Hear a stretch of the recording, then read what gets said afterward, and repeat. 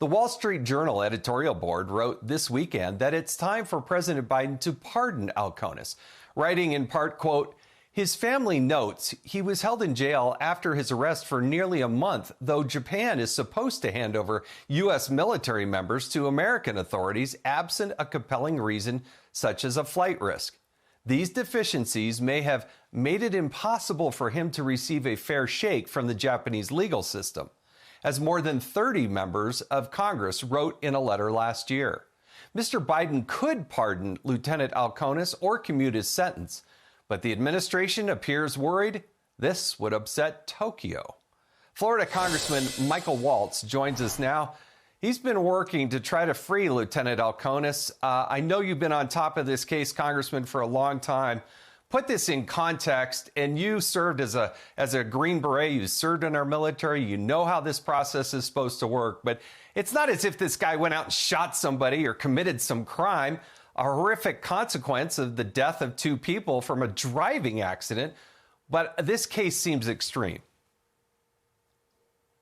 Yeah, Jason. Well, first, I want to give full credit to Senator Mike Lee of Utah, Representative and Navy veteran Nick LaLota of New York, who have tirelessly worked on this case, have traveled to Japan repeatedly and pressured the Biden administration to do the right thing and call on the Japanese government to give Lieutenant Alkonis back to his family where he belongs. You're right. This was a tragedy over in Japan, but it was an accident. And what their work and this whole episode is exposed is that our service members are incredibly vulnerable when they are stationed overseas. In Lieutenant Alkonis's case, yes, he was in Japanese prison, and yes, they are a wonderful and great ally, but he was denied legal counsel. He was denied an interpreter. He was held in solitary confinement. He was treated in the worst of ways. I am glad to finally see him home, but the fact that he's now being held in a U.S. prison because of a Japanese conviction on an accident and after how he was treated is unconscionable to me.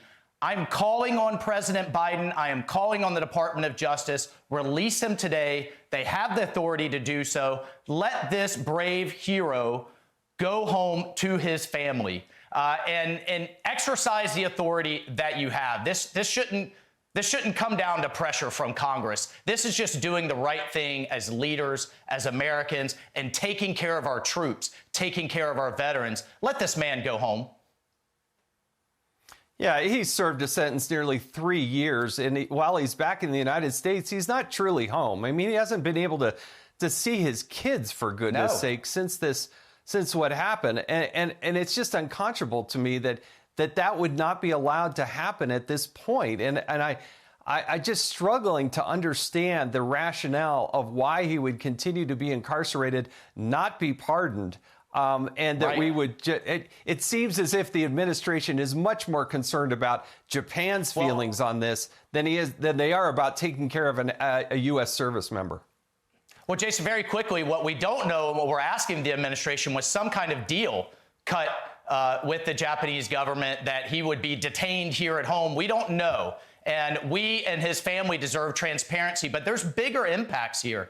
We have 50,000 service members stationed in Japan, and when they see one of their fellow veterans, a naval officer, being treated this way, and we're looking at a recruiting crisis and a retention crisis, I guarantee you their families are starting to question whether we should re-enlist if this is how we're going to be treated by an allied government and by our own government. And then more broadly, and again, I give Senator Lee and Rep. LaLota credit, we have language in the defense bill we just passed to take a harder look, directing the administration to review the over 100 status of forces agreements which govern how our service members are treated when they're overseas by the local governments.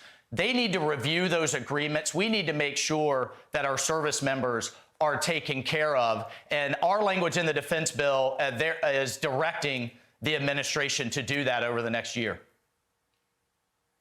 Very good. I want to transition, Congressman. Your service in our military is vital here.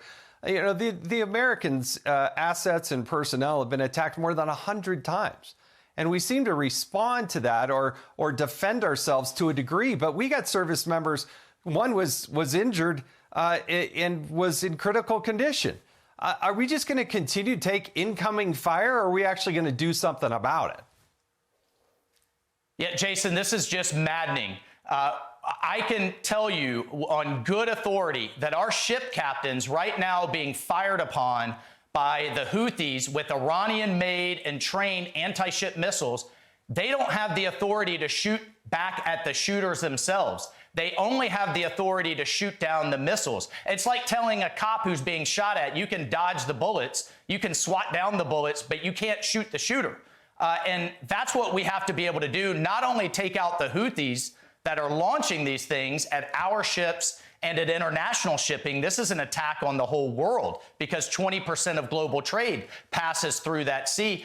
But we have to go after Iran itself. And what President Trump knew was that only when you take out something Iran cares about, one of its field generals, some of its financial assets, only when you hurt the regime itself will peace be restored. Sometimes you have to escalate to de-escalate.